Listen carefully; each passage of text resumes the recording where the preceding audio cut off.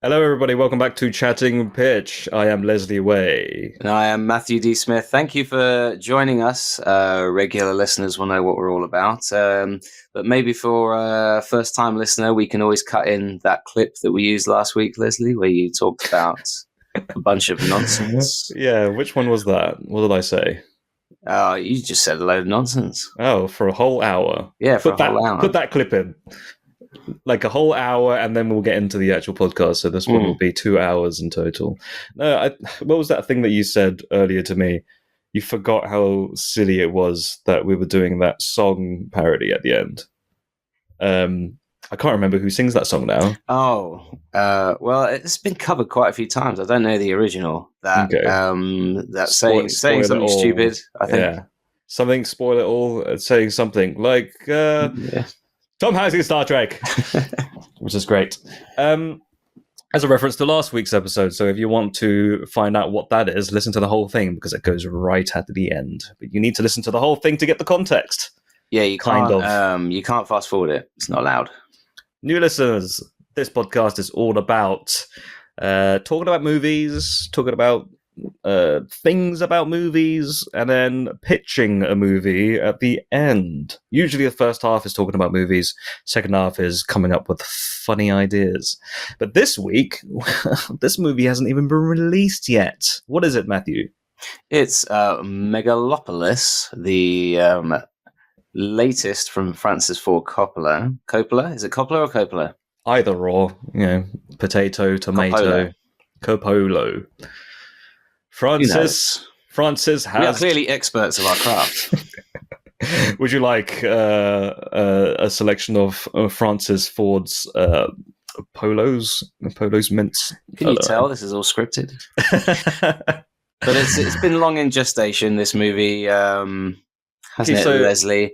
I don't know if you've read up on it, but yes, go on. Yeah, before we get into it, there's a jingle.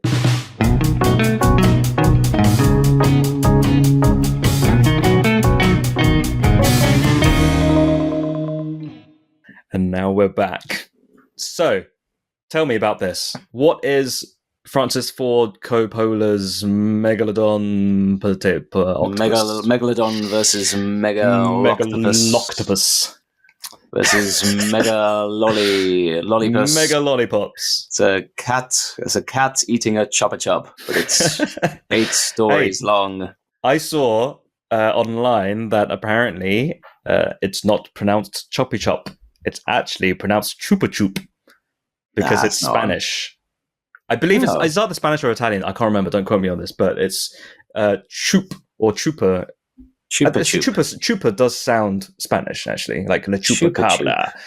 Chupa is a word for something. Okay, it could be lollipop, or it could be to eat a sweet. I don't know. Well, I guess it's one following the other. Chuppa Chup. So is it like eat? Eat. Could be. I would look it up, but I want to avoid making too much noise because last week's episode was full of it. Boy, howdy. Yeah, I've decided to retire that bit now. I'm just recording. I've decided I'm going to stick with my son's bedroom. Perfect. He's at nursery. There's plenty of stuff around. And that's the name of the game. To make the audio gooder. As we've said, week after week, you need lots of stuff. Matthew, tell me about Megalopolis. So I've read a little bit about it, just as it goes. Every so often, the project gets mentioned as sort of almost in a pie in the sky sort of tone, as in, oh, he's never going to make this. He's trying. But finally, it's here with a cast to die for. Yeah. Apparently, I have not seen this trailer. I know that Adam Driver's in it. I saw the first. What I am not understanding is that this second trailer is also a teaser trailer. Yes. So what was teaser? The first? I think the first one was the teaser. This one's the teaser trailer, and the next one's going to be the trailer teaser. Okay. Followed by the trailer, and then the countdown to the trailer, mm-hmm. and then rise of the trailer, and then dawn of the trailer, hashtag Instagram short trailer, and then the video game adaptation. At that point, you could just get all the trailers, and then it will just be a full movie. Yeah, if you stitch them together. That's it.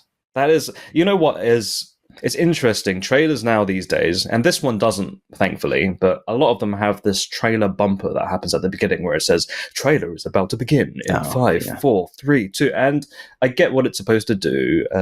People's attention span completely veers away within the first 5 seconds. And if they can't hook you in by the first 5, then what's even the point? I realised, speaking of that, we've just hit the 5-minute mark and we have said nothing of value. So if you're still listening, way to hang in there. I think we've said something of value. We've taught everyone how to pronounce Chuppa Chup. Yes. Sorry, I forgot. And I do think those bumpers at the start of trailers as well, isn't it to serve when you're not actually trying to watch that trailer online, but you're maybe watching a YouTube video on, I don't know, something else. And it will be an ad at the start, won't it? Yes. And you're like, I just wanted to listen to some podcast, but now I'm dragged in by this 5 seconds that's telling me that I'm about to see the advert starts in 5, 4. So it's an advert for an advert, that bumper, isn't it?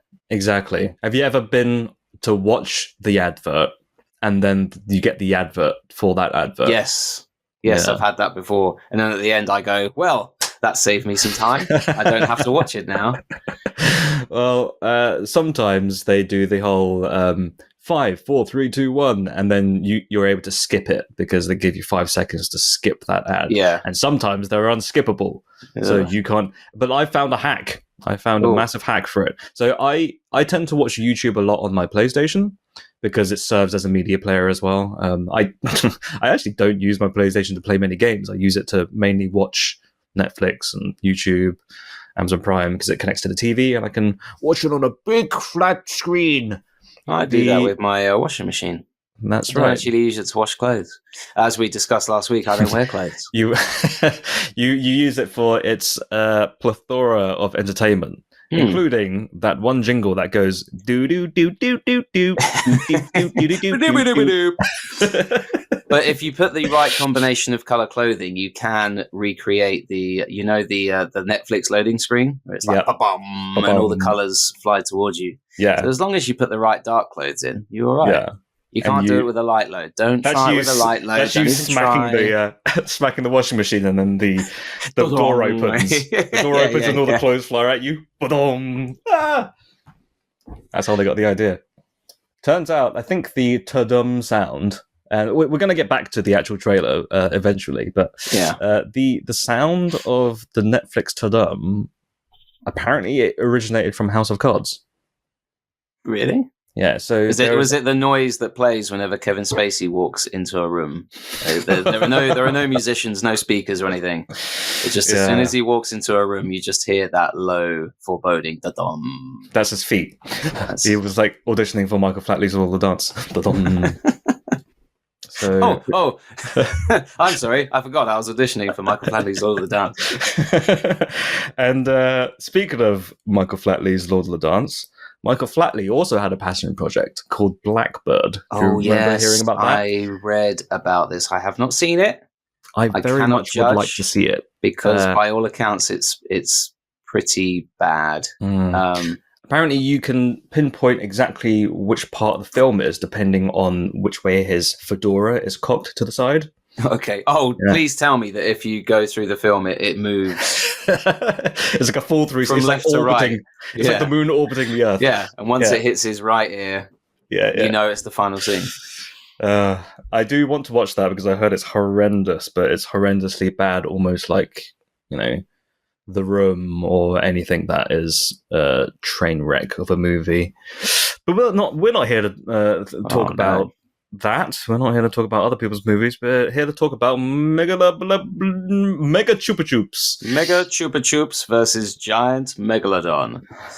We're going to watch the trailer together, aren't we? Yeah, so the problem here is that I was going to screen share, but first of all, when you screen share, there's a massive lag. And if anyone is a regular listener, you'll know that we're not actually in the same room. We're doing the same thing at the same time in different places. Which is something that amuses. Something that amuses I don't know why Matthew. It amuses me. I love it when two people are doing the same thing at the same time in two different places. Different places. And this week, we're going to be watching the trailer, the much hyped trailer for the past 9-10 minutes now. Francis Ford Coppola's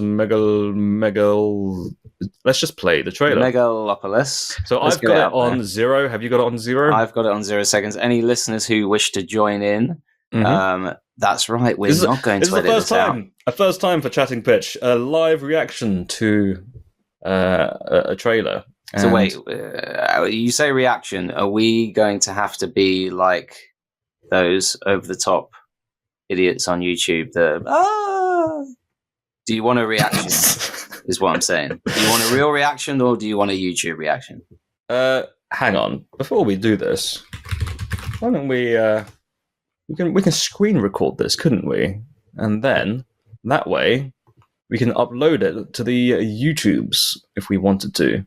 And this would be the first time revealing our faces, which goodness. I'm quite nervous about, you know? Yeah. Maybe people will watch that and go, that's not the face I imagined. Yeah. That's disgusting.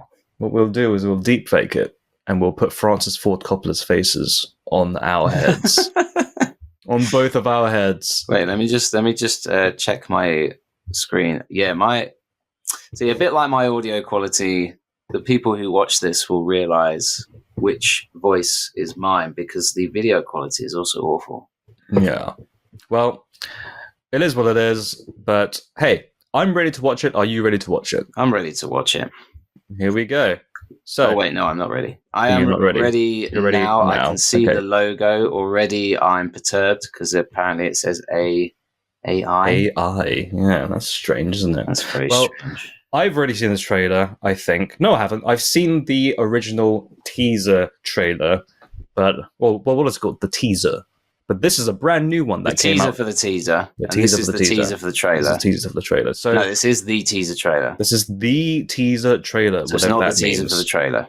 Yeah. What we're doing right now is the teaser for the trailer because we've set it up. Okay. And then we'll have an advert. Jalave, the best a man can shave. And then we'll have the teaser. I would love for that to just be a reoccurring thing every now and then. This is sponsored by Jalave. Well, they've paid us money, Leslie, so really we should be playing the ad.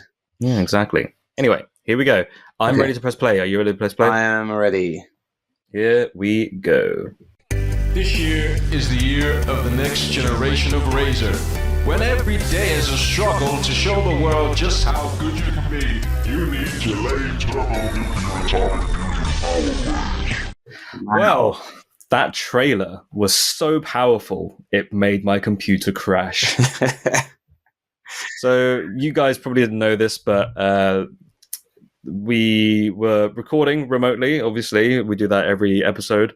But I think the sheer power of Francis Ford Coppola just crashed our recording program. So we are back now. We've seen the trailer. Matthew, what are your thoughts? What was that all about? Wow. So, yeah, very big. What a cast. It's the list at the end. Very Roman aesthetic, isn't it? Very Roman aesthetic. There was also there was hints of homages to other movies, like specifically Ben-Hur. There was a scene where there were chariots. Chariot racing, yeah. There's a bit of sci-fi going on, isn't there? There are big Greek statues that move by themselves. I'm guessing that's like a dream sequence, maybe. Sort of is the whole thing a dream? There were holograms at some point. Shia LaBeouf turns up. Yeah. Several times, which was a surprise to me. I didn't know he was in this movie. He didn't have a bag on his head. No, he didn't have a bag on his head. He looked surprisingly younger, like more like his older self. I don't know if that was deliberate or not, but he was less like the Shia LaBeouf that we know today. Right. He looked like Transformers Shia LaBeouf. He looked like Transformers Shia LaBeouf, yeah. And what else was there? There was a lot going on, wasn't there? There was a lot going on, but it really doesn't reveal much. Doesn't give you. I guess that's why they called it a teaser. I mean, trailer. the first teaser had him like stopping time. Yeah, so it was on the top of the Empire State Building. It was looking down, and then he did something that stopped all the cars moving. and I don't know whether or not he's controlling time, or is he controlling the story? Is it a big meta commentary about filmmaking? Who knows? Yeah, maybe, because it didn't really come up in the second trailer at all. It was more... And what even is a megalopolocon? Welcome to MegaCon 2024.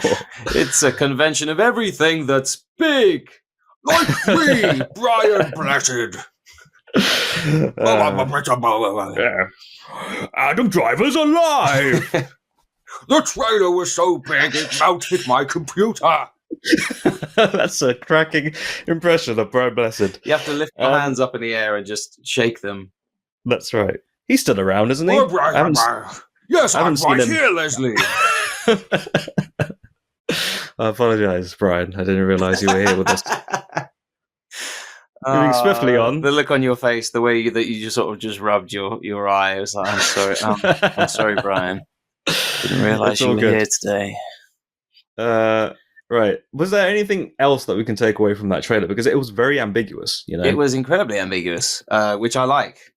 Builds up the hype.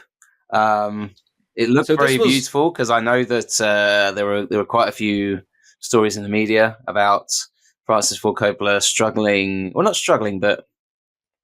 Well, yeah, I guess struggling is the right word. Struggling to get financing for the film. Yeah. So I almost thought, okay, is this going to be quite a small film? But it looks very big. I looked it up, and he actually self-financed this because no studio would finance it for him. Hence why I think the opening logo is... I want to believe it's his own company. Okay. But it is completely self-financed, and he had trouble distributing it as well because nobody wanted to... Like, they didn't know what it was about. Right. And it wasn't very marketable, but it has such a great ensemble cast. Like, sure, it might be a little bit too out there for the general audience. I think people like us who are maybe more willing to take a chance, and I'm not saying that in a, like, we're great and the general public are not sort of way. I sounded very up myself. I thought that was the general consensus anyway, that we are better than everyone else. Yeah, we're much better. But I think I'm very willing to take a chance, but is the average film goer... I mean, I read this piece, and it was about, especially if you have a family, a young family. I totally get it. If you have a young family, you do not have a lot of time to go out and just watch a movie. So if you do, what's your choice going to be? Is it going to be the big blockbuster that you sort of know what you're going to be getting? Mm-hmm. To an extent, it's not going to surprise you, but there's going to be a certain level of quality that you know you're going to get. It will at least be okay. Or are you going to take your chance on a Francis Ford Coppola movie where there's Roman statues moving about city streets, and it looked like the Statue of Liberty was alive at one point, and there's chariot racing, and someone had a big 10 Commandments, like... Yeah, I mean, essentially, are you going to take a chance on that? Because there is a chance that you will go in and not like it, and it means that, well, hey, I only have so many opportunities to watch a movie. Am I going to risk watching this off the beaten track thing, or am I going to watch something where I know what I'm going to get? Yeah, and that's one thing that frustrates me, and I understand why trailers do it now. They basically just spoil the whole movie, but there are people out there who want to have the movie spoiled before watching it because they want to know what they're getting into. And it's very interesting. A lot of people who do have a passion for film tend to not want to have anything spoiled. Like they think trailers are just, you know, it's obviously for marketing purposes, but sometimes people like us do want to take risks, and we're willing to give it a go, but the general public don't. So I think there's something to be said for both, because I remember... Hey, kids! Come on. Let's go watch this new 3-hour epic of something that we don't know anything about. Yeah, you know, that's what I'm going to say to my 3-year-old son. You don't understand. He made The Godfather. You remember Apocalypse Now? Come on in. Don't worry, it won't be that long. But I think there's something to be said for both, because I remember watching the trailer for The Martian before that came out. And I remember thinking, wow, this is a 3-minute long trailer How are they going to get away with not revealing the whole story? And they pretty much did reveal the whole story. Yeah. But that didn't ruin it for me. It didn't stop you from enjoying I really the movie. enjoyed the movie. But I've had other experiences where I've walked in just knowing the title, not even the people that were in it. And I've also enjoyed that too. So I do think that how much a trailer spoils a movie, it can ruin some bits, but we still rewatch movies, don't we? And we know how they're going to end because we've rewatched it. Well, I think there are different types of movies. There are different types of movies. You've been listening to Chat and Pitch, thank you. The end. No, there are definitely types of movies that are specific movies that they have the rewatchability factor to it. You know, you can watch it over and over again and still get the same great reaction from it. And there are other movies that have this giant payoff at the end, which I personally feel like sometimes is harder to rewatch because you'll watch the whole thing thinking, I know how the ending happens now. So you don't get that element of surprise anymore. Like an M. Night Shyamalan movie where there's always like a twist right at the end, and that's the whole hook, right? You go rewatch The Sixth Sense, for instance, and spoiler alert for anyone who has been living under a rock for the past 30 years, but Bruce Willis is a Roman. Bruce Willis is the Roman statue from Megalopolis. Everyone's going to be rewatching Sixth Sense and thinking like, "Oh, he was dead all along." But do you like those films where? So I enjoy those films where you watch it and there might be a twist partway through or at the end, and then if you rewatch it again, you start seeing clues to it that the director's thrown in there. It almost becomes like a separate type of screening then, because it's no longer a spectacle; it's more of an analysis the second time, isn't it? Yeah, but it almost makes it a different film altogether. Yeah, I do like those kind of movies, but I personally, I like those kind of movies which have a big plot twist. After I've watched it for the first time, I like to keep that sense of wow and spectacle, and just be like, that was a great experience. Right. I can go back and rewatch it again if I wanted to, but most likely it's not going to give me the same experience. Okay, it's like hearing the same joke over and over again, and it no longer becomes funny. Okay. But then sometimes it comes back around. It becomes funny again. Although I would say with a joke's structure, that's going to be different to a film's structure, because I think you can enjoy the build-up and the setup of a film more than you can enjoy the build-up and the setup to a joke. Yeah. You can't enjoy the build-up and the setup to a joke without the payoff at the end. Okay. And a lot of jokes rely on the surprise of the payoff of the punchline, which you can't really have if you've heard the joke already. Whereas a film structure, you can enjoy the build-up more because that build-up can be its own thing, I think. Unlike a movie that's just all build-up and no payoff. Yeah. I mean, that's why I like what I know you do as well. Chris Nolan's movies. Yeah. Because quite a few of them have got a twist in. I mean, the Prestige is probably my favorite of his, and not just because of the twist, but there is that twist at the end. Oh, but there's like so much more going for that movie than just the twist. Yeah. You know? I mean, you watch The Dark Knight, and there's that twist of like Bruce Wayne is Batman. Like you don't find out till the end. And there's that big like Batman Begins. You watch. You don't find out until it's Batman until the ending where it says Batman Begins and the title. Well, the end sequence, I watched Batman Begins after seeing the twist in The Dark Knight.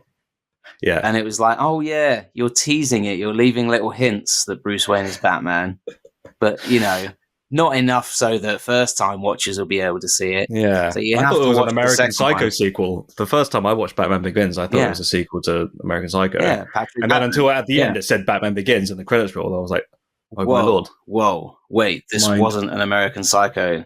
Okay. And then you watch The Dark Knight Rises, and that's the first in the trilogy where you can enjoy it all the way through knowing Bruce Wayne is Batman. Yeah. And then the third one, I guess we don't talk about the third one. I liked the third one in its own kind of weird way. I don't think it lived up to the first two, but it was definitely interesting. Especially, spoiler alert for anyone who hasn't seen this, Ra's al Ghul's daughter's death scene. Oh. That's the pinnacle of acting right there. I genuinely thought you were going to be completely. What's that word? What's the opposite of sarcastic? I always forget. Oh, genuine. Genuine, I guess. Sincere. I always forget that word. It's just not. You thought I was going to be sincere. I thought you were going to be sincerely picking out a bit you liked from that movie, but I don't think there's anyone who likes I like the bit where the football player ran across the field and he didn't like, realise it was all... Yeah, and then he turns around it's like plot twist, everyone's dead. When he's running, he's like, oh. But when he turns around, it's a different mood. It's the, So yeah, moving on. We trailed completely off, but yeah, Megalopolis. I don't know what it's about, but I think maybe that's a good way to segue into the next section, where we try and figure out what it actually is about, and we can pitch our own version of Megalodon versus Adam Driver. Chuppa Chups. Mega Chuppa Chups. Chuppa Chups. Mega Chuppa Chups. Cue the jingle.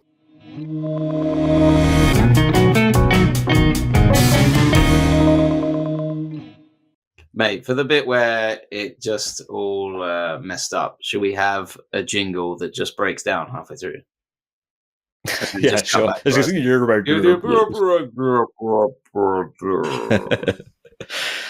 I like it when it goes brr, brr, brr, and then it suddenly speeds up at the end.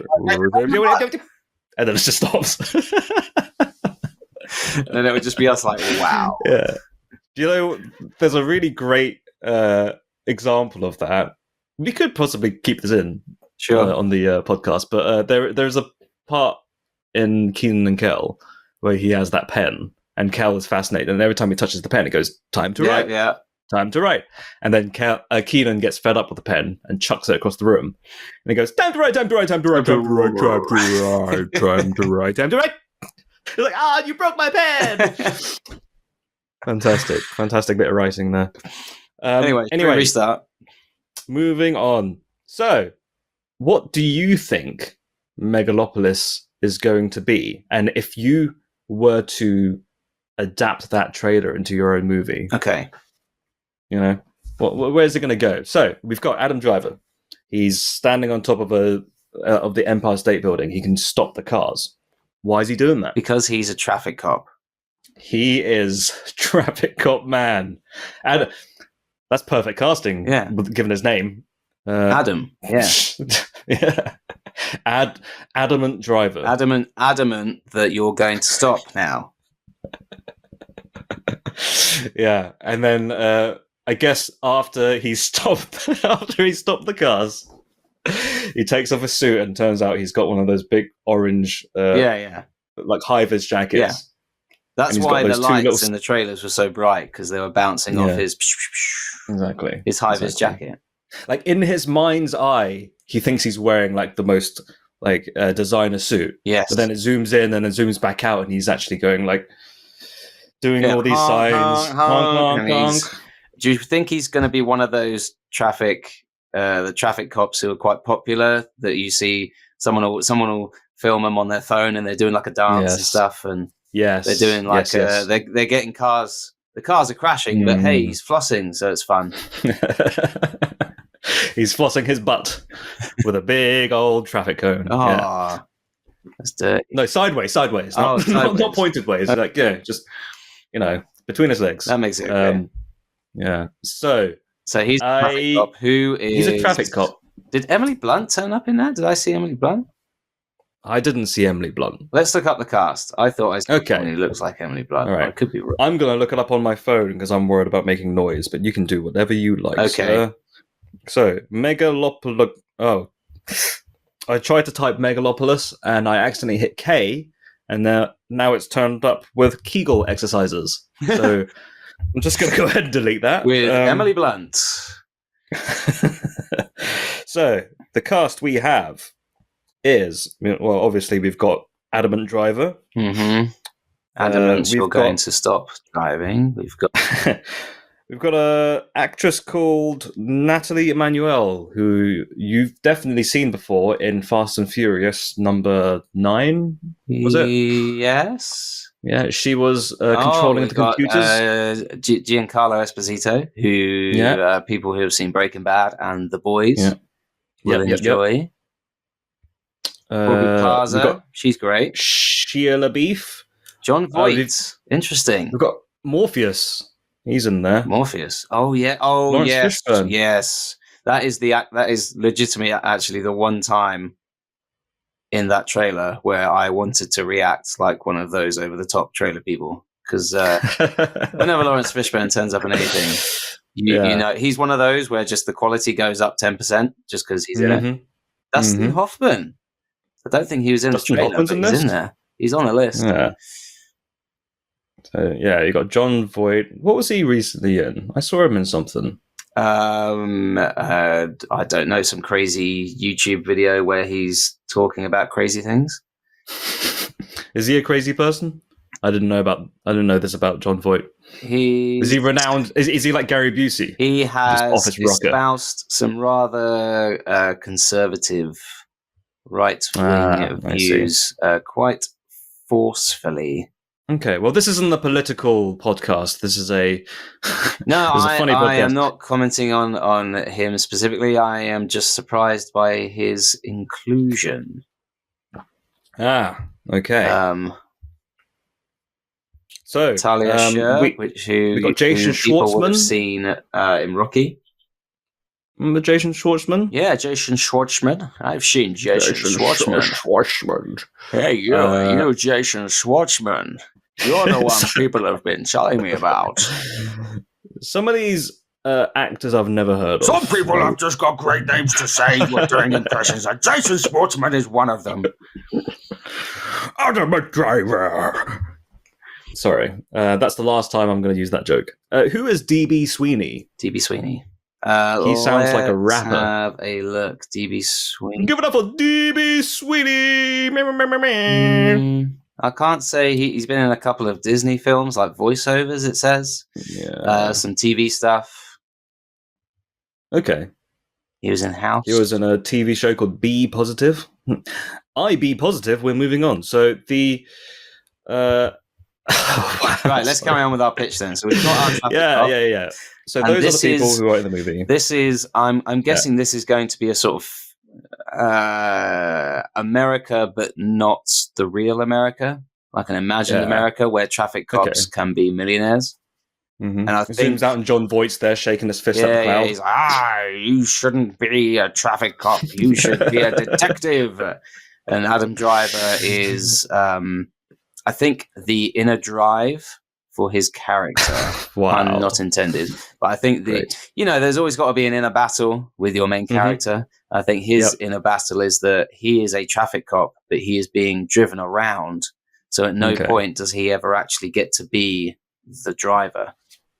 Okay. And he wants to experience what that's like. But he's not allowed because he's so rich.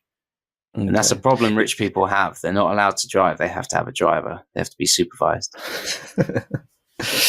Yeah, it's crazy over there. I was about to pitch something. Go on. And then I realized I answered my own question thinking about this. And I said, and who's going to direct this movie? I realized it was, our man, Mr. Brett Francis. Ratner. Yeah. Who's the other one? McGee. Who's the other one that nobody likes? Bryan Singer. Oh yeah, he fell off, didn't he? The Rat Pack. I was going to talk about Zack Snyder again, but some people like Zack Snyder's Megalopolis. Apparently, if you have a go at him online, some people defend him. That's what I've heard. Anyway, it's interesting. That's something that we should probably talk about in another podcast episode. But I definitely do find Zack Snyder a fascinating character because in front of the camera when he does interviews, he seems like a legitimately nice guy. He seems like he's got his head screwed on. Yeah. However, his films are awful. His films aren't great. And he's got this almost like childlike sensibility to him when he tries to make movies. It's like, you know what's cool? This, and he shows you everything that he thinks is cool that's in his room. It's awesome. Yeah. I think somebody asked him, why do you have so much slow motion in your films? And he goes, because it's cool, man. And that was his answer. That was his answer. It's just all surface level. Yeah. It is all substance and no... sorry. Style. That's the other way around. Yeah. It's all style and no substance. Is there anyone who's ever been accused of being all substance and no style? Probably. So it's got this really deep message, but it's just filmed really badly, like the camera's upside down. And yeah, you've got some great ideas, but my gosh, this is a stinker of a movie. Yeah. Technically, on a technical level. Yeah. I can't think of an idea.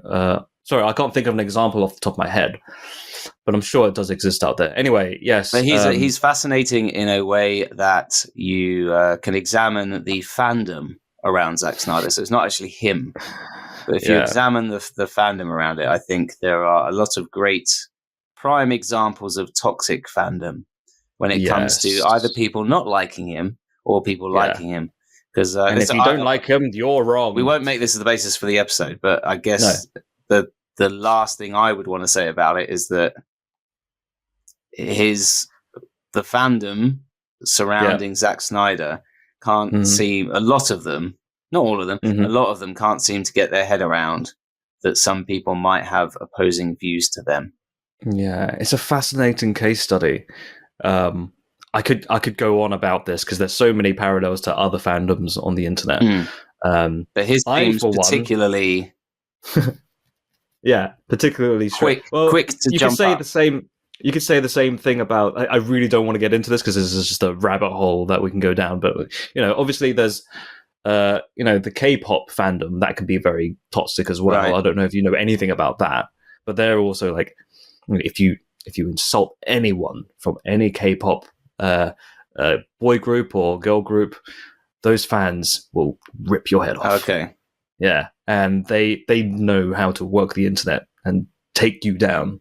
Oh, really? They will take you down to K-pop town. Do they actually take you down as opposed to just... Yeah, they take you down a tweet that's very... They send you a stern letter and they say, excuse me, you better take it down a notch. Big fella. Yeah.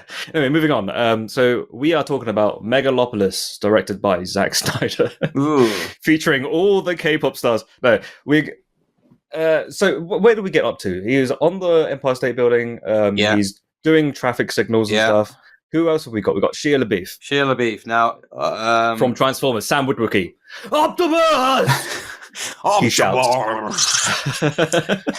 He's channeling Richard Nixon for some reason. I am not a robot. We basically did the same joke, but it's a different word. Megatron.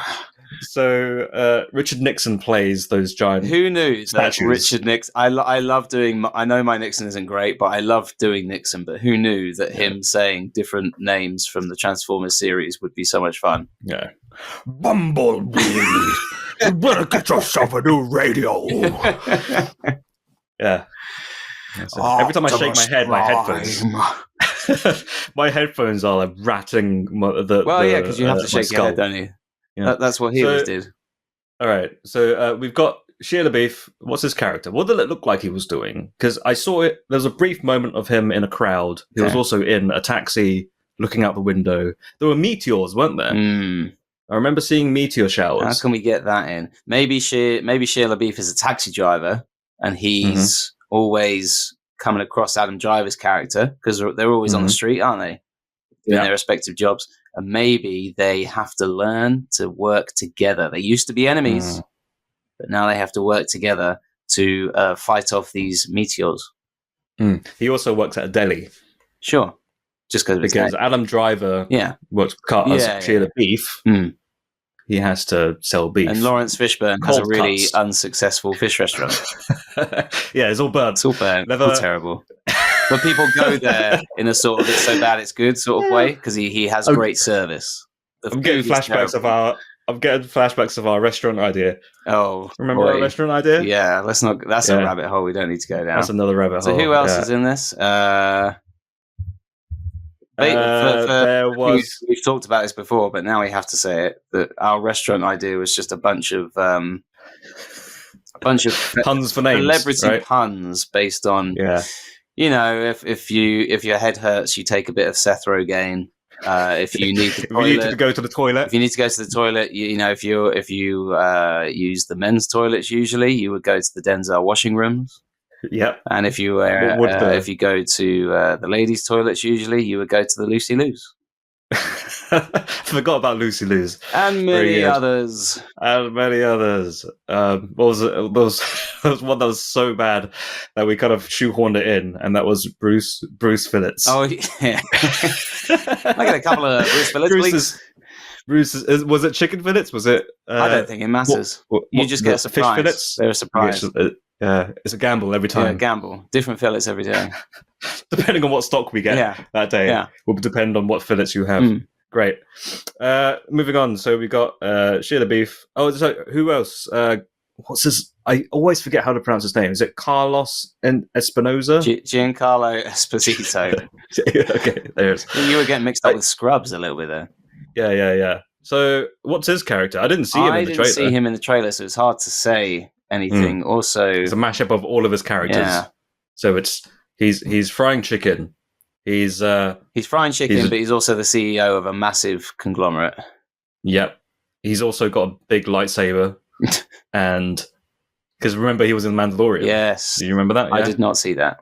Yeah, and he's also they've taken the same model from that one Far Cry game that he did. Oh yeah, Far Cry 4, I believe. No, it was Far Cry 5, wasn't it? I swear Far Cry 4 was something else. I don't think I've played 5, and I remember playing the one with him in. Okay. You have got loads of names that could tell us. I mean, Aubrey Plaza, so she clearly builds plazas. Mm-hmm. You've got Catherine Hunter. That's easy.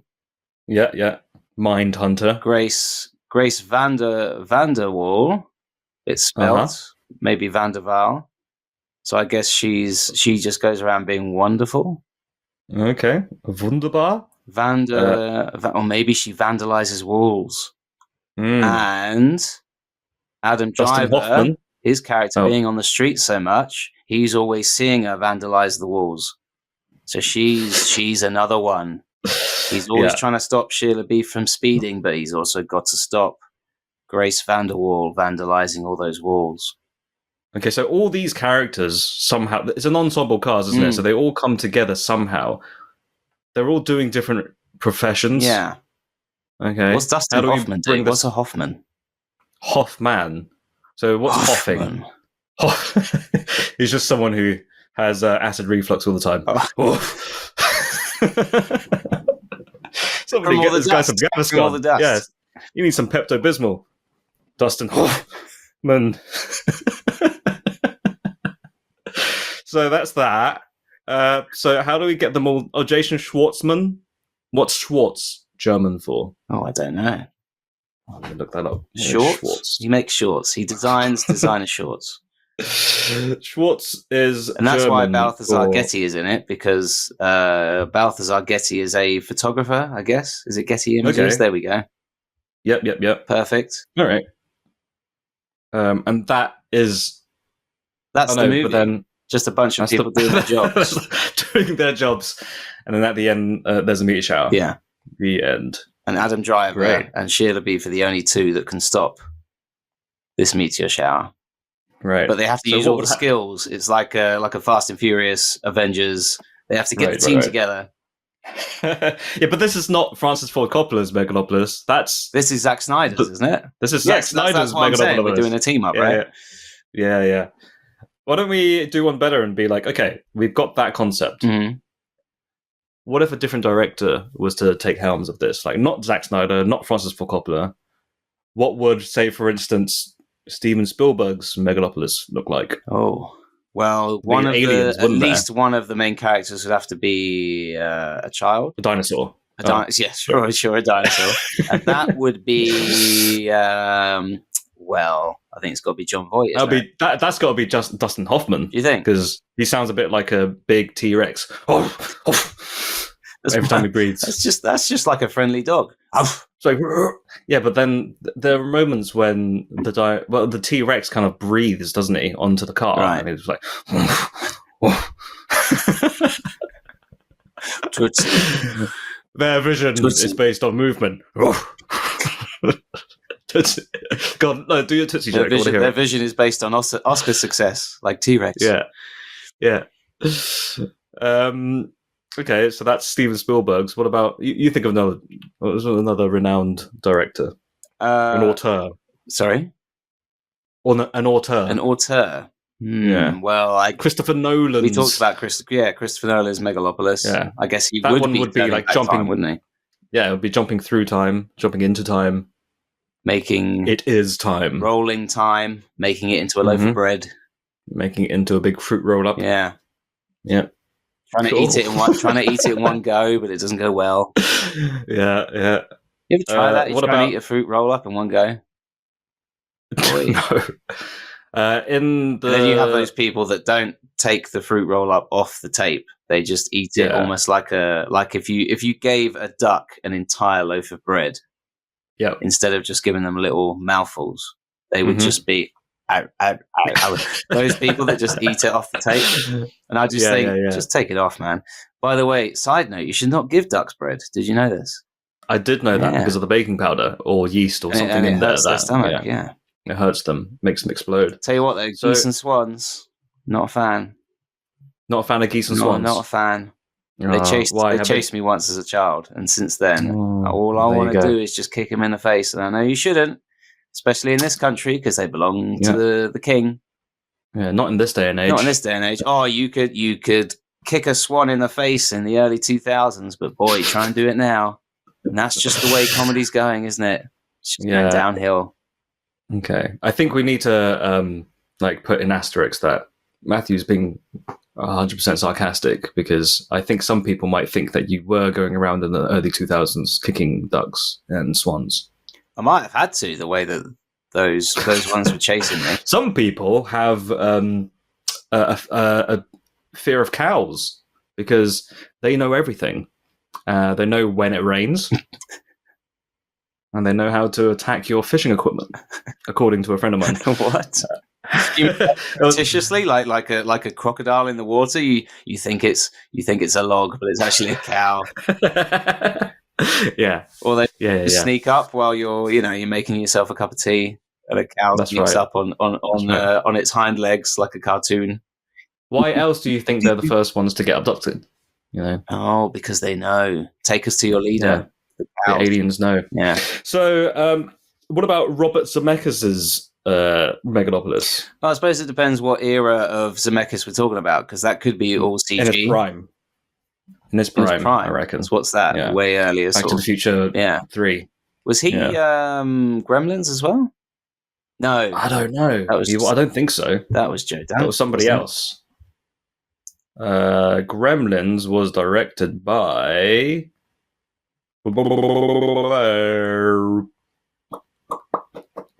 Joe Dante. Yeah, Joe Dante. Right. Yeah, he did 1 and 2. Yes, both wonderful. And he also did Small Soldiers, which we spoke about recently. Yeah. Underrated. I liked Small Soldiers. Underrated guy, I think. Yeah. You put those chips in those toys! That's my David Cross impression. And that's going to make it into his version of Megalopolis. Yeah. And instead of the statues are up to mischief, Gremlin style. Joe Dante's Megalopolis. Yeah. The cows are out to get you. Yeah. There's a different Adam Driver out there for everyone. There's an electricity Adam Driver. there's one made of wool. Yeah. There's one made of cars. Vroom, vroom. Yeah, that's it. Anything else? I think that's it. I think we pitched our movie, mate. I don't know how the meteors fit into it.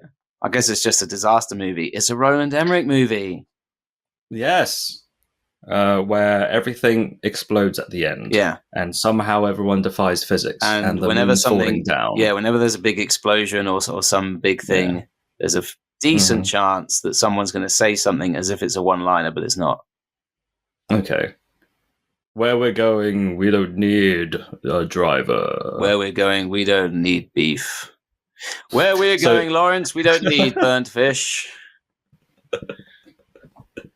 How many times do you think people have made that joke to him? Oh, probably a lot, yeah. Probably a lot, yeah. I feel bad for him now in retrospect. In retrospect. Maybe, twist, that's the twist. Yeah. Lawrence Fishburne, his character actually has a very successful fish restaurant. And it's all cooked to perfection. Yeah. And it's nowhere near burn because he steams the fish. Right.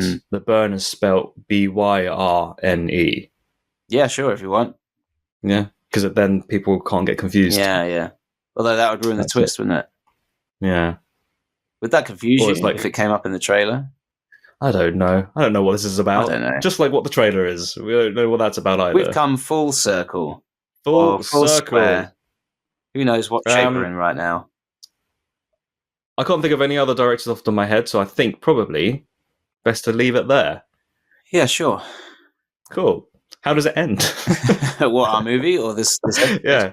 Well, I guess both, really. I guess we could have both by doing our trailer reaction. And that could also be the way that the people react to the asteroids. Yes. So we tried to record our trailer reaction. I did a lot of funny stuff. I wish you could have seen it, but didn't get recorded, unfortunately. So we full disclosure, we've now watched the trailer all the way through, but we've decided to try and increase engagement and to recapture that magic, but mainly the engagement, to get numbers up. That's important, isn't it, Leslie? To get the numbers up. Numbers It's high. all about buy, sell, sell, sell. Yeah, buy, content, sell, content. Buy, sell, buy, sell. And then, so for that reason, because of that song, I'm out. Well, that is what I would devolve into if I had to sell things at like Dragon's Den or whatever the other countries' versions are called, Shark Tank. Yeah.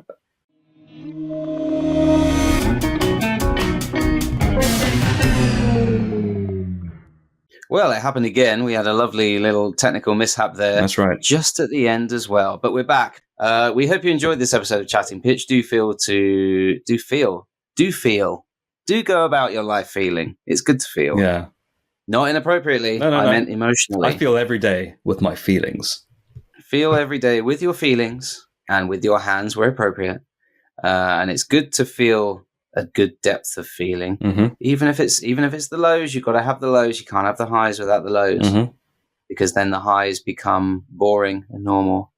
So we all have to go through the lows, as bad as it is. And just like Kevin Costner's Field of Dreams, his big quote in that movie was, "If you invite them, they will feel. They'll have the mega feels. They'll have your feelings." Chatting Pitch has been brought to you by Leslie Way and Matthew D. Smith. If you enjoyed this episode, feel free to listen to others and maybe even subscribe. You can follow us on the website, formerly known as Twitter. Listen to us on Spotify or wherever else you listen to podcasts. Leslie and Matthew have their own side hustles as well. Feel free to check out Leslie's YouTube channel or Matthew's Medium blog. Links in the description. If you want anything else, we might have other links in the description if we think of anything interesting to add. Thank you for listening. I love you.